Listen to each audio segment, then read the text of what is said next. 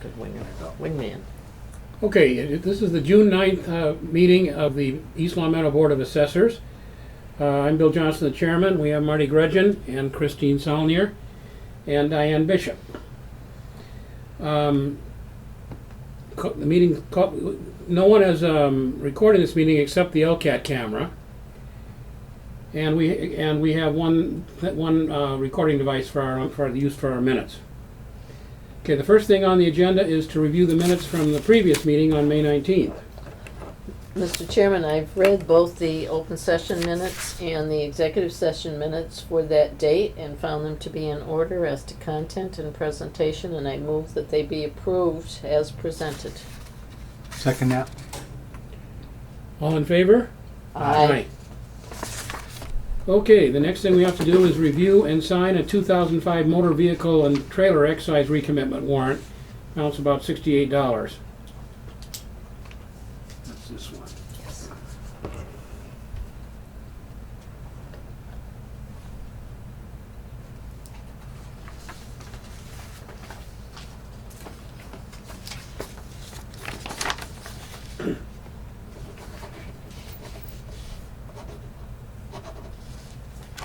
And this is the first meeting in June, so we have to review the end of month reports.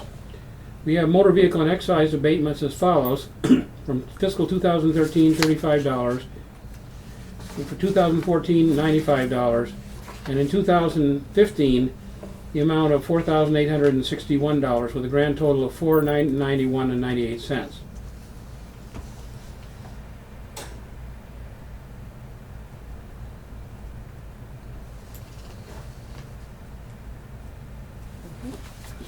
Same thing. That's one of them.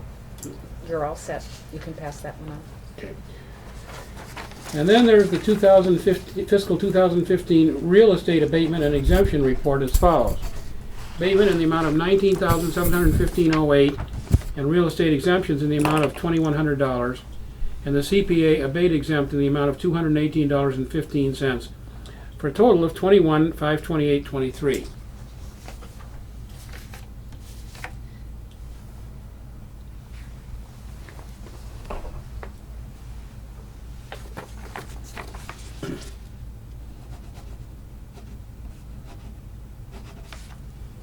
And then we have to review and sign the notice to accountant for the months of April and May. Communication between this office and the accountant's office has to go formal at various points. Both of them are. Yes, April and May.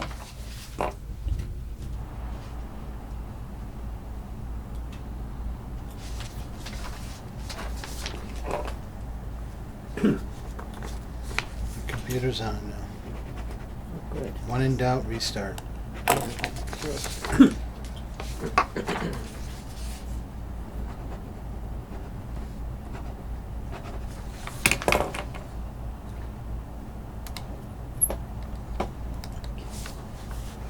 All right, Bill, no need to wait. Okay, then we have the fiscal year 2016 cherry sheet estimates with the SWM proposal. That is on your Well, the flash Senate Ways drive. and Means, yeah.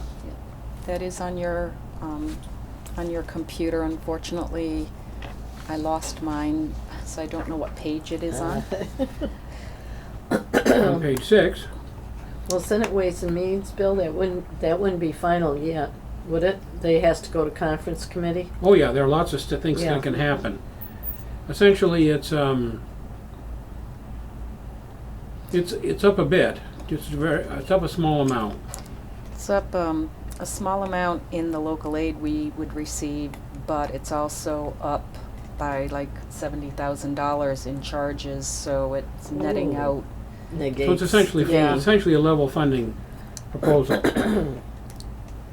So I think that the way our appropriations committee was looking at it as they were planning Yeah, the budget was probably Yeah, they sat there and Very said appropriate. we're going to assume level funding on the state aid, and that's consistent with this proposal.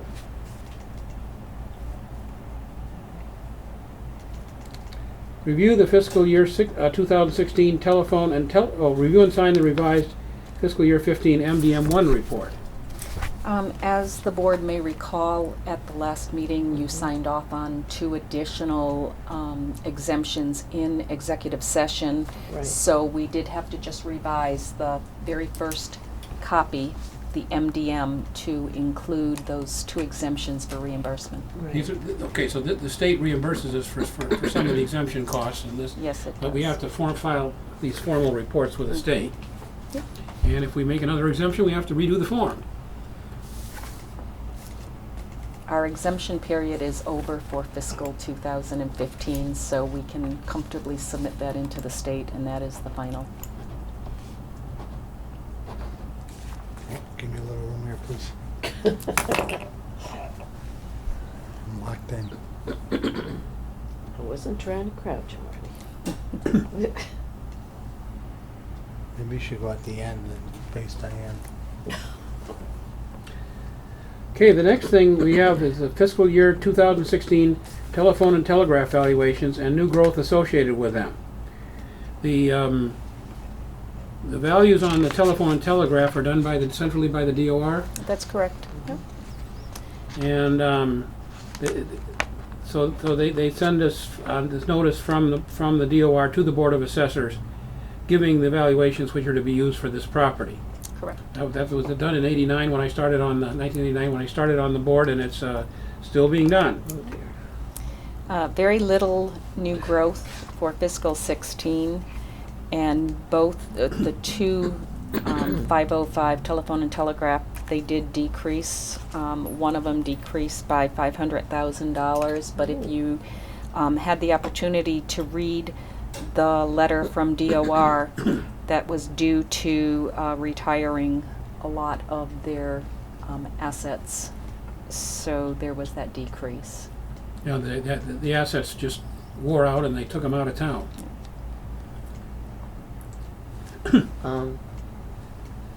Is it mostly the Sprint, or is it both? Verizon, Verizon. yeah. Sprint had a very minimal amount. Yeah. It's some new growth at least. Yep, yep. We'll take certified by the state. Now, the next item is the UMass Summer School for assessors, held by the MAAO, and I've been to that about twice myself. Once, everyone has to take the 101 course, and I took the 200 course way back. What's the situation this year? There's the Well, rain. yeah, it is pouring right now. It's good for my yard. It is. Knowing that 2 of us have to maintain our certifications for the MAAO, we did increase our budget to allow up to 2 people to attend the summer school Okay. this year. So I know that Chris is still I'm still working on my credits. right. They have definitely changed the format of the specialty courses. Yeah. So now you have to pick and choose which one. It's not like one specialty course for the whole week. Yeah, I noticed that. I would like to attend this year. I do need to take the USPAPs again to I do too. get recertified. Yeah. So we definitely want Chris to go, 'cause she's a former president of this association. Well, I think She didn't have to take the 101 course because she was president of the association which gives the exam. I think took she the had to take- 101. yeah, I took she- the 200. Oh, you did? She had to take all of those, Oh, yes, but I years took them. before. Yeah. I took all the courses that I Yeah. could. Yeah. Yeah.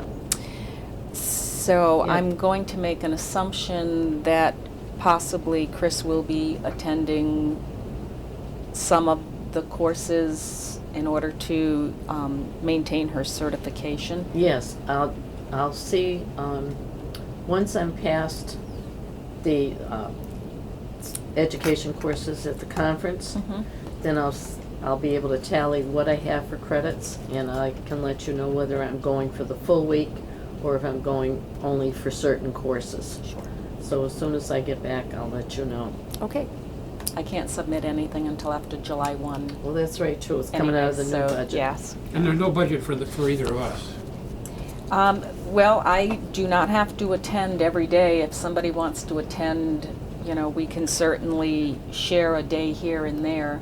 But it's much more important that you go and keep contact with the others from the area. Well, my main goal is to keep my certification. That too. In order to keep Yeah, working. We need you to have that. That's But I prime would be importance. happy to, I do need the use PAP, so that I would have to attend for at least Yeah. one day for that. What day is the use pack on? I want to think it was Oh, Thursday. it's on Thursday. Yeah. That's a 7-hour, that's a full Yeah, day. Yes. Okay.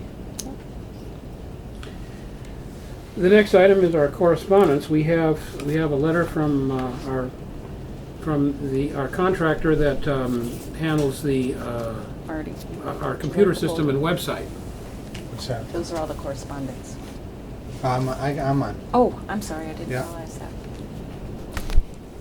Yes, we have a new president for the Vision software. Kevin Mhm. Comer is still part of Vision, but they've hired a new president who has Saw that. a lot of background in camera systems and softwares. She sounds like a very strong person. I was surprised and delighted that they appointed a very capable woman Yes, to the yes. position.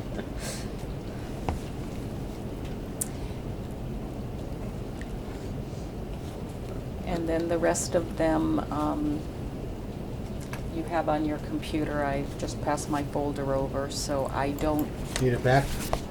only if someone has a question. Thank you. But it doesn't look like there's anything that has any immediate impact on this office. A lot of planning board decisions on it, Couple of new lots. There was a couple new lots, yes, but they'd be handled in the ordinary course of events for absolutely. We're on top of them.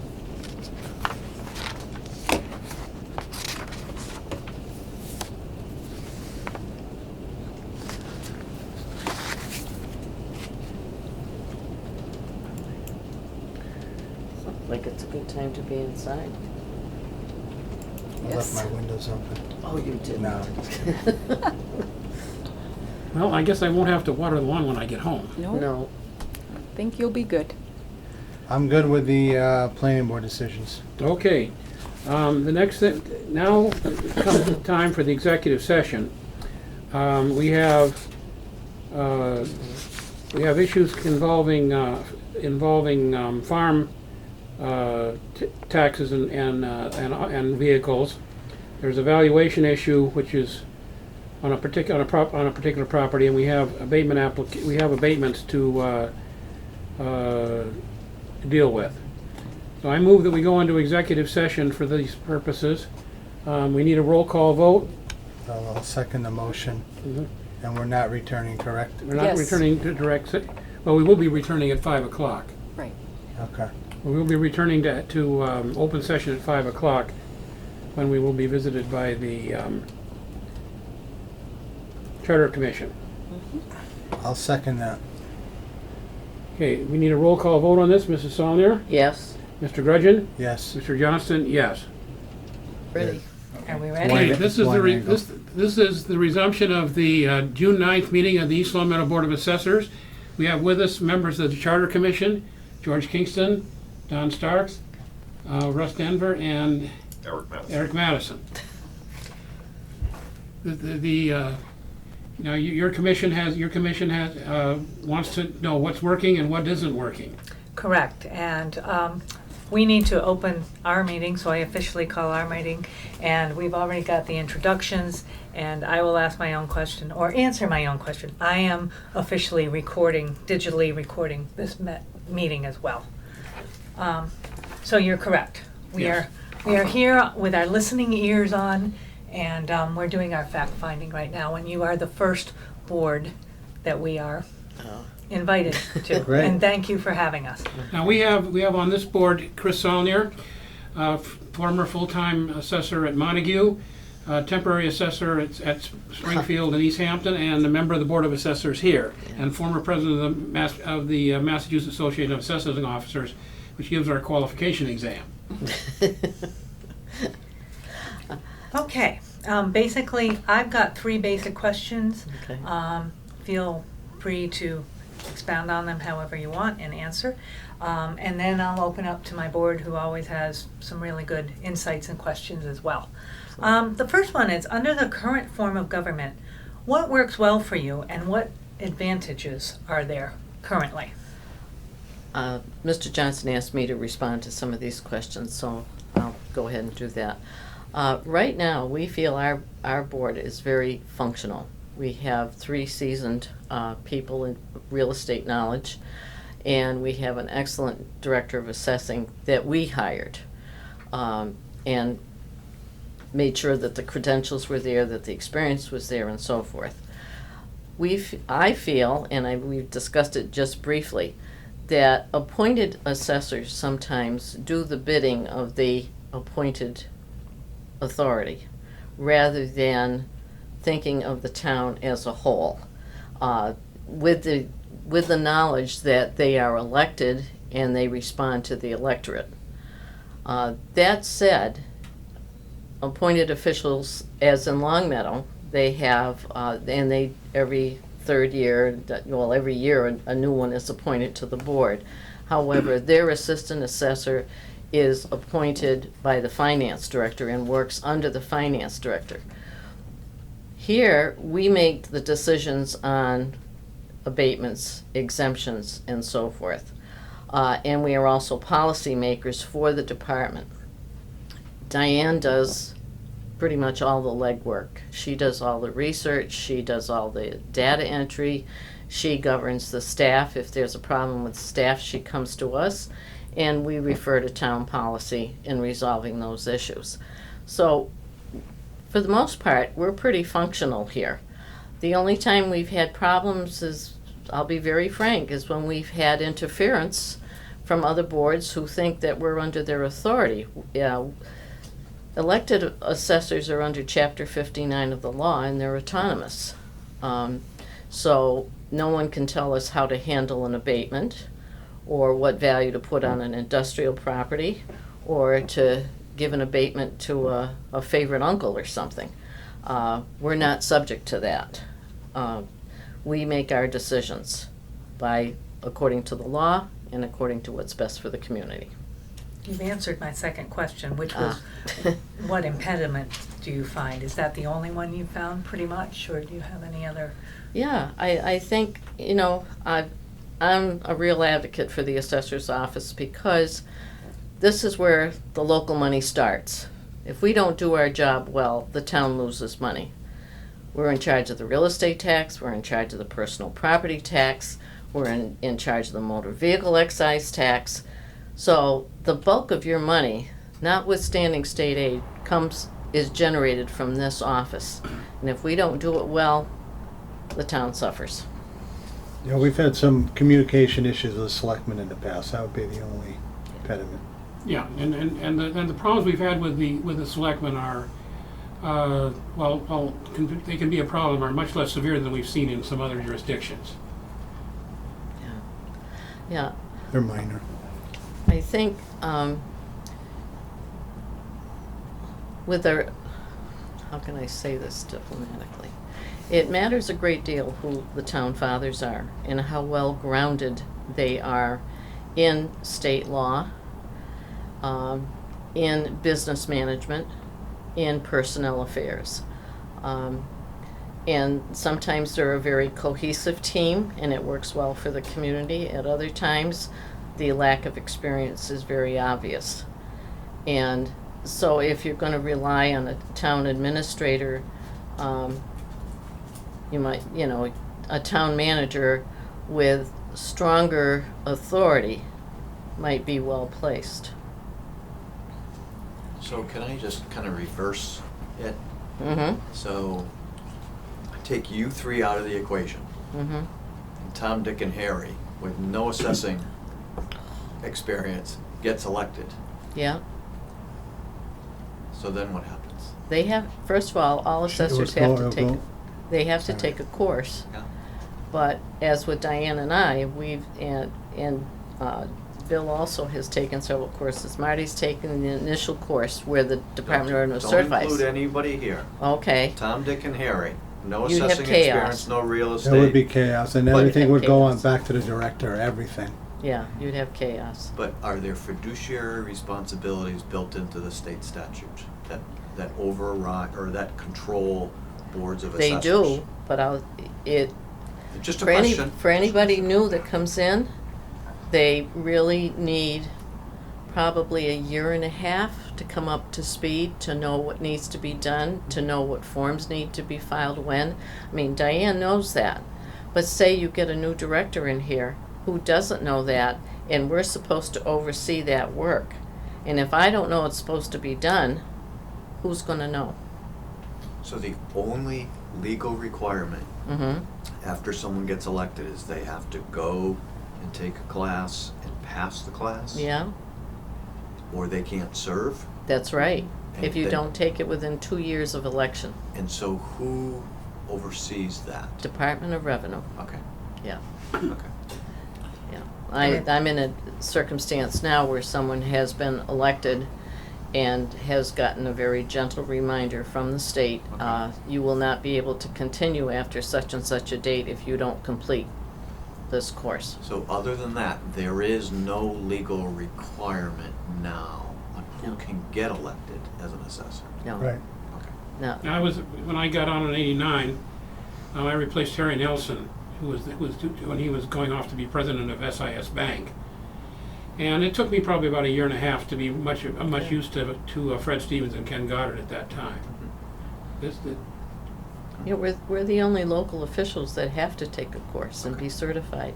We have to also be certified in order to classify the property into divisions of residential, industrial, commercial. Okay. So that's overseen by the state as well. And do you know if someone, say, were to take out papers to run, is that information given to them, or would they be elected and then they find out afterwards that they have 2 years to complete that? If they They- come in and ask the question, we would tell them. They would not Um, know that. Yeah, they should know that if they're going. What's going on with another town, I don't know if she's speaking of the same town, where the person elected did not know that they had to take the 101 course. And pass the exam successfully. So And go to your meetings. roles and your responsibilities are outlawed by statute, or They're are all- outlined by statute? Yes, Okay. absolutely. There's several chapters. The principal one is chapter 59. I can cite them to you, Yeah, chapter yeah. and verse, but. But it's the same roles and responsibility for an Across. appointed and an elected? Correct, Okay. correct. Yeah, and the Commissioner of Revenue has the authority to take you out of office, Okay. regardless of whether you've been elected. If you fail to do your duty, they have the right to take you out. Okay. And has that happened anywhere? Do you know? I think people have been encouraged to resign, but it has to be, again, sponsored by the Board of Selectmen to make the inquiry to the state, just as if the town was to be audited by the state, the initiation has to come and the request has to come from a Board of Selectmen or a mayor. Which kind of leads me to my next question. Mhm. What structural changes, if any, would you make or would you like to see implemented to make it a more functional government? Have you given any thought to that? Just for our office, you mean? Your office, and I think we're speaking holistically as a Yeah. town, because we Yeah. need to take the big picture Right. in mind, keep it in mind. I think communication is a very big issue. I think respect for each office's role in town government, to create a team approach, because we rely on the accountant, the collector relies on us. So you have to have a good symmetry of having people work together and we're aware of their deadlines, they're aware of our deadlines. They have to be aware that when we're in a revaluation, there's a great deal of work in this office and they can't come in and, put another burden on the office. And I find mostly, I've always said that the assessors are the Rodney Dangerfield of municipal government because they get no respect. Any other areas? No, I mean, I have thoughts on town hall meeting, but that'll be for when you guys meet. So structurally, you appoint Diane. Yes. Is her contract with the Board of Assessors? Mhm. Okay. The rest of the office staff Is under the union. is under the union. So Yeah. the selectmen negotiate that contract and your staff falls under that. Right. So you really don't have work rules for them that would differ from the rest of town hall? No, union? no, they follow the rules that are set, whether it's the personnel policy or Yeah. it's the town policy. And their hours of work and Right. all of that? I have, our experience a couple years ago, when we wanted to get upgrades for, after Diane started here, and we had kind of a revamping of job responsibilities and bringing them along to a higher level of performance. We really got bogged down trying to get our girls regraded. And what I found was a very sad situation is that people in other offices, you know, everybody sees payroll, oh, they got a raise, we got to get a raise, and they didn't have to go through 12 to 18 months of struggle to get new job descriptions, to get them approved, to take them to the appropriations committee, take them to the Board of Selectmen, and we bounced back and forth. It was, it was very difficult, very challenging to do that, and we felt our staff was very deserving. I think we're one of the best offices in Western Mass as far as our service to the public and our response and being on top of things, and a lot of that is a credit to Diane. So you just highlighted a problem. Yeah. So structurally, within the charter, within town government, what would you advise to correct that structural problem? I think you have to have stronger department heads that realize that not everyone has to be up here on the scale, that their function isn't quite the same. And everybody seems to get lumped into one clerical melange. And it's, if you wait on the counter, it's not.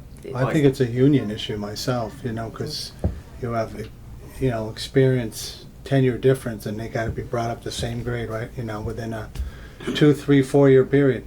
Yeah. Including the two women here, you know, 10-year difference, but now they're equal because it's what the unions do, I guess. It's what their function is.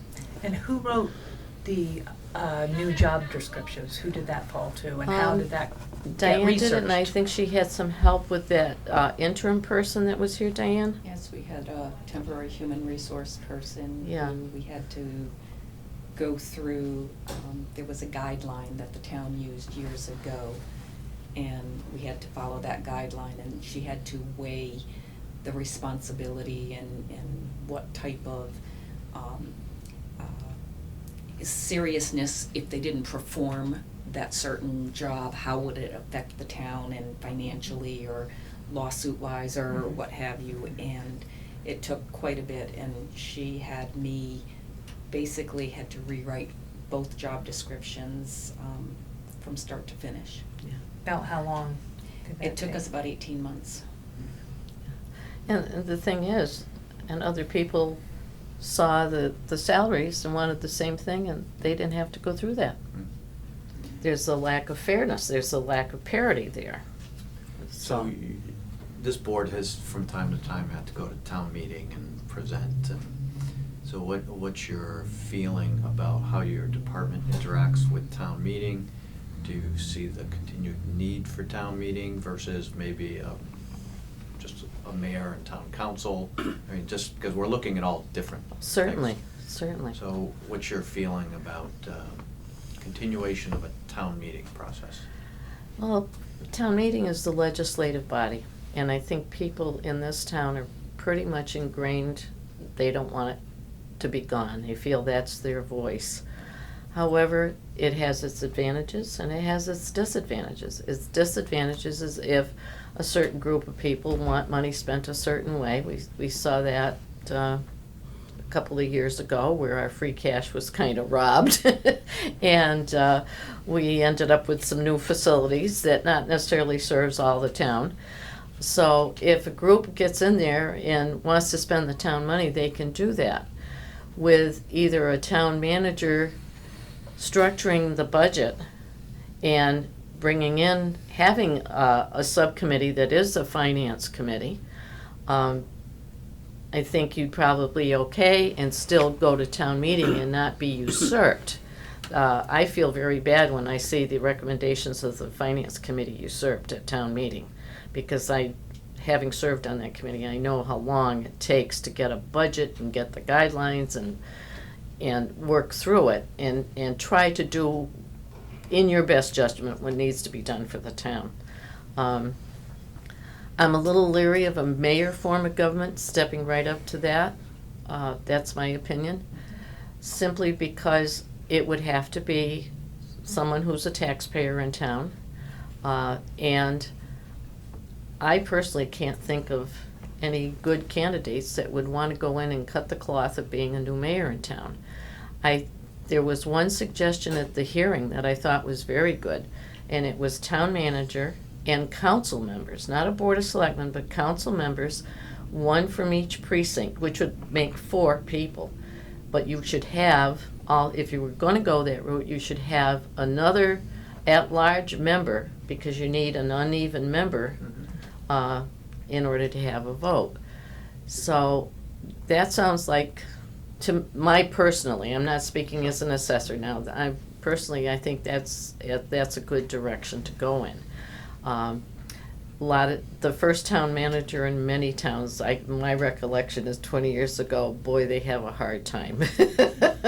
And I think they did in Long Meadow, and they, it's difficult, but it can be done if you get the right person. And it all spins around that, the right person. I'm against the town meeting myself. I think they're a waste of time. When you do the transfers of 10,000, I think they should be replaced by, something where you vote on something that's maybe a minimum of 300,000, and there'll be 5 or 10 of those issues, and that would be a special town meetings only. I agree with her with you get 100 people in there, they consider that grassroots. I don't think 100, so I don't think it'd be a majority vote of 51, maybe make it harder, 75%. I hate to pick on the tennis courts, but it took 100 people to get that passed. That's how. So most, I would say in my end, most people were against that. The school didn't want to take it on, so 100 people came forward, show up at the meeting, they passed it. We could get other stuff past that. Someone could say, I want a swimming pool in the middle of town, and start a campaign, and next thing you know, 100 people show up, vote yes. And Yeah, I always think that's a big problem. And I go further, one thing also could be a major problem of someone not liking a budget and 100 people showing up, because there was talk of it this past time, as I talked to Richard Ficero about it, of 100 people showing up and just saying no to every line item to the school budget, just out of not taking it anymore and saying, all right, so someday that could actually happen.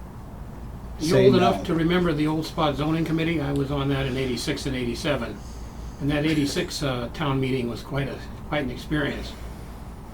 So there's that possibility. A lot of the important thing about a town meeting is not what does happen at the town meeting. The town meeting is a difficult thing to do and requires a lot of work and has a lot of problems. But the important thing about a town meeting is what doesn't happen if you got one. Christine, I have a question for you. You have worked as an assessor in several towns. You said Springfield, Yes. Montague, and... I was a consultant in Springfield. I've been in a consultant position in a couple of other towns, and I'm currently in a consulting position in another city. Did I hear East Hampton? Yes. Because I've been talking to somebody from East Hampton. I know they went from elected to appointed Yes. for a particular reason having to do with the elected assessors. Mm-hmm. That there was some irregularities, shall we say. And there still are, even And- with the appointed. But I've been told that it's much improved with the appointed. It depends on what scale you're looking at. Okay. The reason I'm there is that a notice of dismissal had been served and the person decided to resign. There, again, it's how well educated is the person, how good is the experience, how conscientious is the person that gets into the office. They do have 3 appointed board members who I can assure you are not as involved as this board is. I'd like to see more activity on their part and more interest in what's going on. Because, quite frankly, although one of them has an MAA, they weren't, for instance, knowledgeable about supplemental tax assessments, which we do to bring in extra money to the town, which is law. Completely unaware. A person that was in the position refused to do them. And this is the first time they've been done this year since 2007. So that's 8 years of lost revenue. Yeah. So it makes a big difference. Can I ask you, how many terms have each of you served? How many what? Terms? How many have each of you terms served? here? I've been on this board since 2006. How many years in a term? 3? Yes, Okay. yeah. How about you? I'm in my 3rd term right now. was first elected in '89. Okay. How many times have you been challenged? There's been no challenge since '89. None for me. So Fred you- Stevens had an election before '89, in which was very close. 0 for 2 So for you me. have a board that, from everything that you're saying, works very well together. Yeah. If you didn't, would you view that as problematic? The mere fact that you're elected and that there's never any challenges? No, I don't see it as problematic. What I see is that if one of us decided not to run and a new person came in, I would anticipate that the other members would bring that person along and would teach them. I think my point being, the question I really want to ask is, Okay, if you had a problem member, yeah, just whatever, just yeah, didn't work well with others, Yeah. and they're an elected official, there's not a whole lot you're going to be able to do about it, Right. particularly if they continue to run, continue to get elected because they're running unopposed. right, If they're appointed, there's the potential to correct that True. problem. that's true. So, That's very No true. argument there. what's that? No argument with that. No, Okay. I have no Well, argument no, if you have an with that at election all. disaster, you've got a problem. Yeah, And I'm just, But- none of you have ever been, I mean, I'd have to count the terms, but between the 3 of you, there's a lot of terms here, and none Yes. of you have ever been challenged. no, Okay, no. thank you. And Fred Stevens was never challenged, and Ken Goddard was never challenged, and Walter Weiss was never challenged. Well, I think, too, you have to look at the state of our government right now. You almost have to beat the bushes to get people to run for office. Well, I think that's a, and I went that's, to a new yeah. That's one that- new candidates meeting, and most of them said, "Why the heck you want to be an assessor?" You know, and they were selectmen and town clerk. So I don't think anyone's banging on the door to be an assessor. I don't think anybody, like Christine just said, is banging on the door for a lot of the elected posts. And- Right. and Well, I mean, think selectmen that's, were. that's a point that Yeah, I know as a commission member I can't ignore. yeah, That- No, it's that's gotta be fine. considered. yeah, that's fine. You have to look at that. Yeah.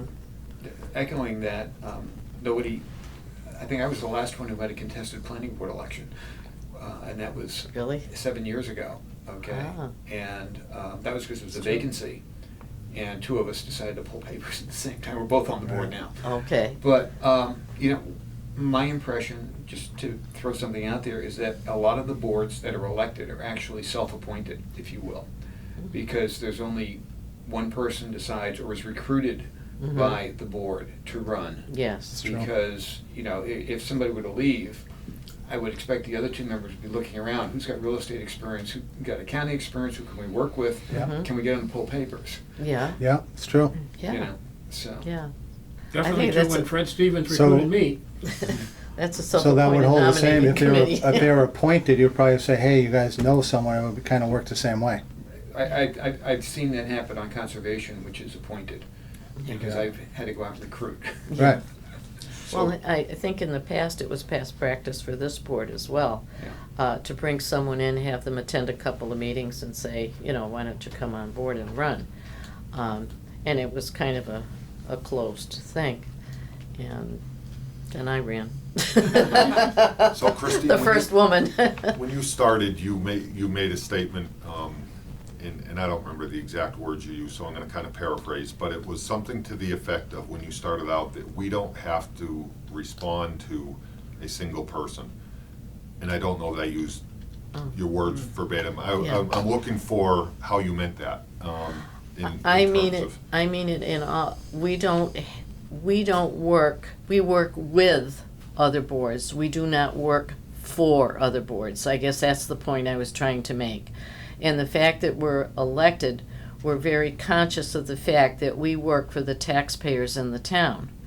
So we're, within the guidelines of the law, we want to do that. If someone came in here and said, gee, you know, this person doesn't quite qualify for an exemption, but give them $700 off the taxes, and my appointment was based on that person, whether he likes me or not, or wants me to stay on the board, you can't allow that to color what you do here.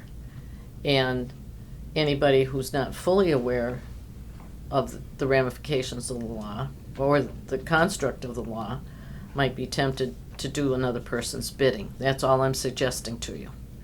Okay. Good. Hi. Ralph, anything? I want to thank you for your candidness and giving us your time. We appreciate it. And with that, I close our meeting, or Glad to move have you close. here. Glad Thank you. to know that you're in existence as a charter commission. I'm absolutely delighted. Thank you. Okay, Thanks for your time. Thank you. you're welcome. Thanks for your time. It stopped, didn't And it? good luck. Maybe. Make a motion to adjourn the meeting. So, and Second. Feel free to All in contact favor? us at any Aye. time, Aye. by the way. Okay, will do.